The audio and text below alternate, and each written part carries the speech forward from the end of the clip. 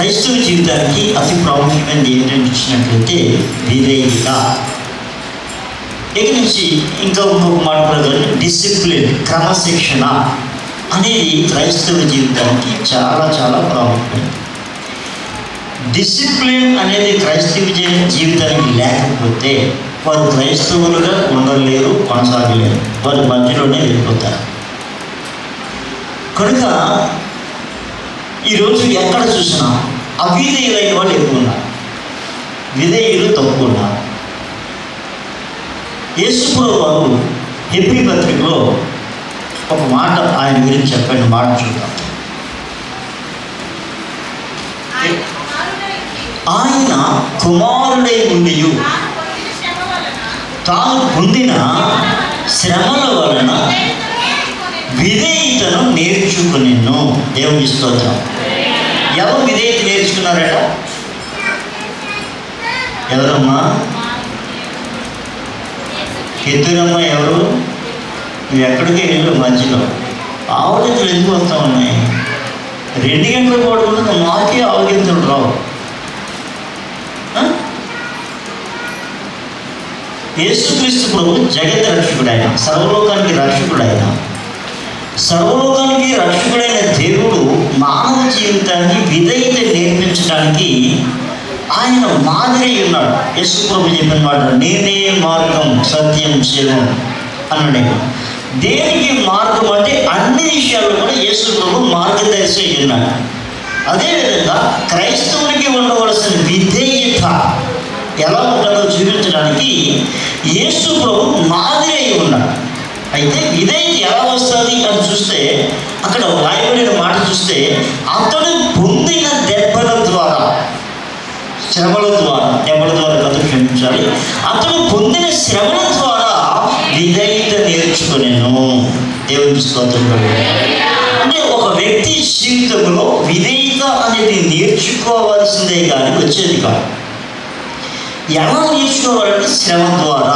క్రైస్తవులుగా శ్రమలు వచ్చేయండి. ఎందుకు వచ్చేయంటే మనకు విధేయతను నేర్పించడానికి వచ్చాయి, మనకు విధేయతను నేర్పించడానికి వచ్చాయి. దేవుని స్తోత్రం. హల్లెలూయా. నాకు తెలిసిన ఒక కవి గారు ఉన్నారు, నాకు ఇష్టమైన వ్యక్తి, చాలాసార్లు చెప్పాను మీకు, రామకృష్ణ, తెనాలి రామకృష్ణ. ఇతని జీవితంలో ఒకసారి ఏం జరుగుతుందంటే,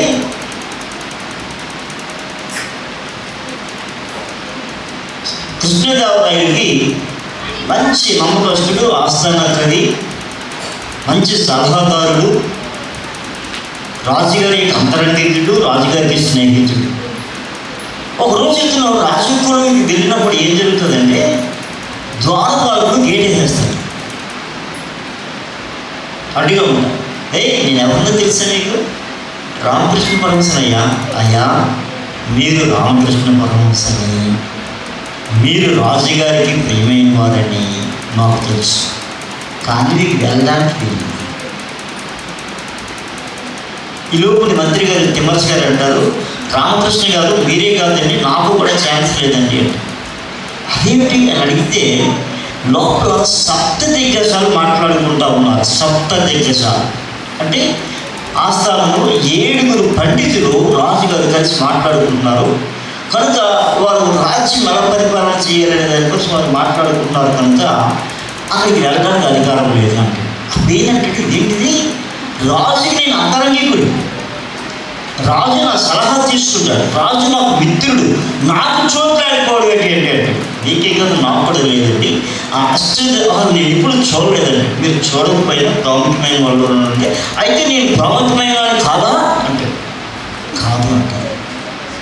నిజంగా రామకృష్ణ పిచ్చిపోతాడు. ఎందుకంటే దేశాలలో రామకృష్ణ పేరు అంత గొప్పగా ఉంటుంది. రాజు కడుపులో రామకృష్ణ అంటే వెరీ టాప్ అనమాట. ఎంతో తెలివైన వాడు. ఇంత తెలివైన వాడిని నేనేం కాదు, 7 ఉన్నారయ్యా అనేసరికి ఏమైపోతాడండి? ఆయనంతా బ్లాక్ అయిపోతాడు. ఆ సన్నివేశం ఆలోచిస్తేనే పిచ్చిపోతాడు.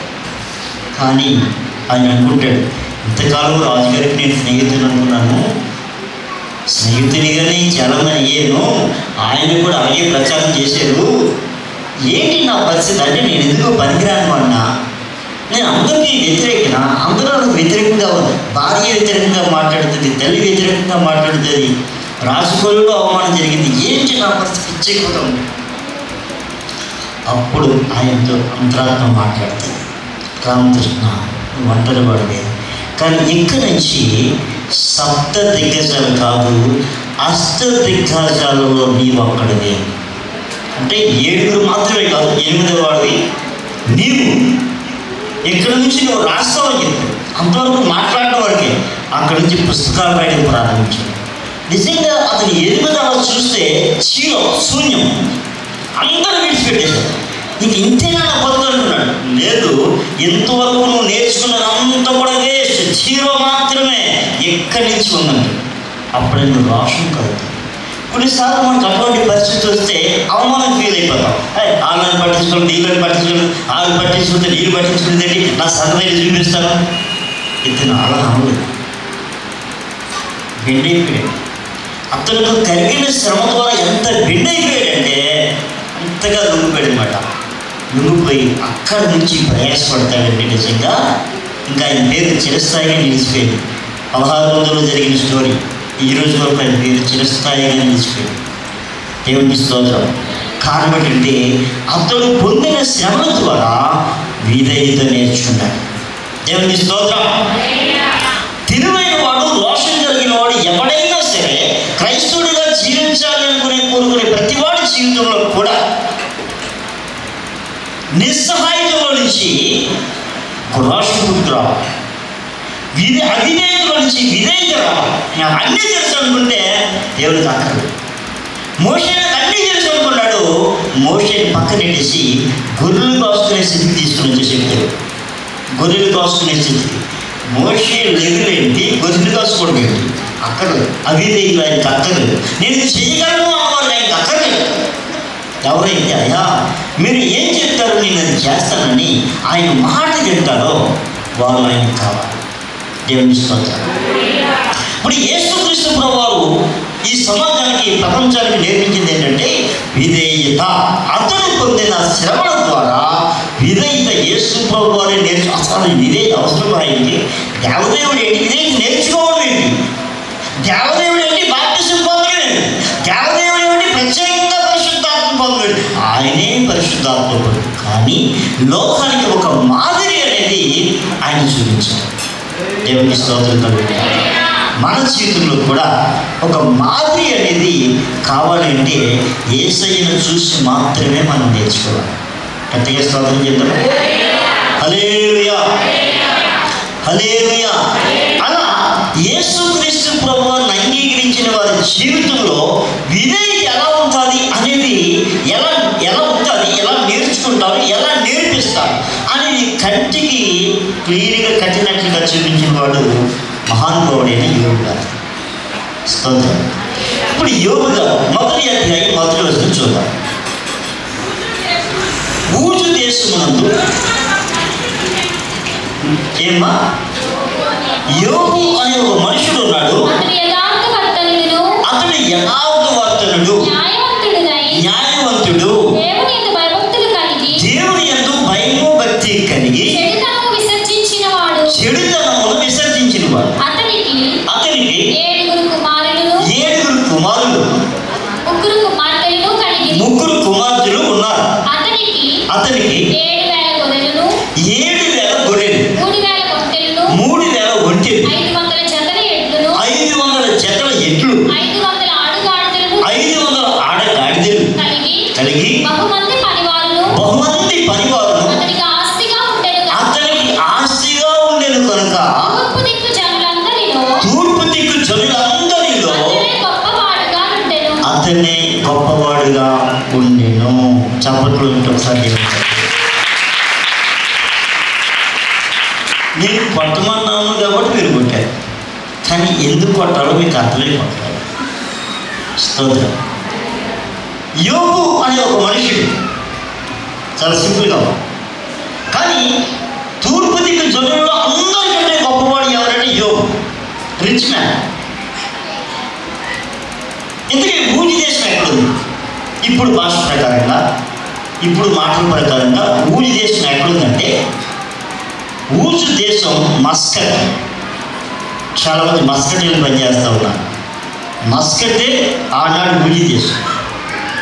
మస్కట్ హెడ్ క్వార్టర్ రాజధాని అమ్మన్. ఎవరైనా ఈజిప్ట్ వెళ్ళాలంటే అమ్మన్లో దిగి అమ్మన్ నుంచి ఈజిప్ట్ వెళ్తారు. స్తోత్రం. అలాంటి ఒక దేశంలో ఒక ఉన్నతమైన కుటుంబానికి చెందినవాడు యోబు. స్తోత్రం. యోబు ఆస్తిపాస్తులు చెప్తే బహుమంది పనివారు ఆయనకు ఉన్నారు. చాలామంది పనివారు ఉన్నారు. అంటే కాలు కింద పెట్టక్కర్లేనంత రాయల్టీ ఆయనకుంది. దేవుని స్తోత్రం. అయినను అతనిలో గొప్పతనం ఏమిటంటే వాక్యం చెప్తోంది, అతను ఎవరట? యథార్థవంతుడు. గట్టిగా స్తోత్రం. దేవుడు ఎవరిని బలపరుస్తూ ఉంటాడు? యథార్థవంతుని బలపరచడానికి ఆయన కనుదృష్టి లోకమంతా సంసారం చేస్తున్నాడు. దేవునికి స్తోత్రం కలిగింది. దేవుడు అలా చూసినప్పుడు యథార్థవంతుడైన యోబు దేవునికి కనబడినప్పుడు యోబుని ఆశీర్వదించడం ప్రారంభించాడు. ఎంతగా ఆశీర్వదించాడంటే ఆ తూర్పు దిక్కున ఉన్న ప్రజలందరిలో కూడా యోబు టాప్ రేంజ్లో ఆశీర్వదించబడ్డాడు. 7 కొడుకులు, 3 కూతురు. అతను ఆస్తి చెప్తా ఉన్నాడు. ఇన్ని వేల పశువులకి, 100 పశువులకి ఎంతమంది కాపరులు ఉన్నారు? స్తోత్రం. ఆస్తి లెక్క పెట్టలేనంతగా ఉంది. హల్లెలూయా. అయినప్పటికీ కూడా యోబు తీసుకున్న పేరేంటంటే యోబు యథార్థవంతుడు, న్యాయవంతుడు. అన్యాయంగా సంపాదించలేదు ఆయన. ఎందుకంటే దేవుని కృప ఎవరికి తోడై ఉంటుందో, ఎవరు యథార్థంగా ఉంటారో వారికి దేవుని కృప తోడై ఉంటుంది. యెహోవా ఆశీర్వాదము ఐశ్వర్యం ఇచ్చును. ఎవరు ఆశీర్వదిస్తే ఐశ్వర్యం వస్తుంది? సాక్షాత్తు దేవుడు ఆశీర్వదిస్తేనే ఐశ్వర్యం వస్తుంది కానీ మనుషులు తనకు తాను సంపాదించుకోవడం ద్వారా కానీ ఇంకొక ద్వారా కానీ రాదు. ఎవరి వారు బాగున్నారని ఏడవడం ద్వారా అసలు రాదు. స్తోత్రం. యోబు ఆశీర్వదించబడిన కారణం యథార్థవంతుడు, రెండవది న్యాయవంతుడు, మూడవది ఇదేంటి మెయిన్, దేవుని పట్ల భయభక్తి కలిగిన వాడు. దేవుని పట్ల భయభక్తి కలిగిన వారికి ఉన్న మేలేంటి చెప్పండి? దేవుని పట్ల భయము భక్తి కలిగిన వారికి ఉన్న మేలేంటి? సాక్షాత్తు దేవదేవుడే తన దూతని యోబుకి సెక్యూరిటీగా ఉంచాడు. అదే ఈరోజు పెద్ద పెద్ద నాయకులు, బిలియనీర్లు ఉన్నారంటే, కోటీశ్వరులు ఉన్నారంటే వాళ్ళకి కాపలాదారులు పెట్టుకుంటారు, లక్షల కోట్లు ఖర్చు పెట్టి. కానీ వాళ్ళు మనుషులే. ఈ లోకంలో వారు కోటీశ్వరులు, ప్రపంచాన్ని ఏలేవారు కావచ్చు, కానీ వారి వల్ల సెక్యూరిటీ మనుషులే. కానీ యోబు వల్ల సెక్యూరిటీ యోబు పెట్టుకోరా, దేవుడు పెట్టాడు. 34:7 కీర్తన.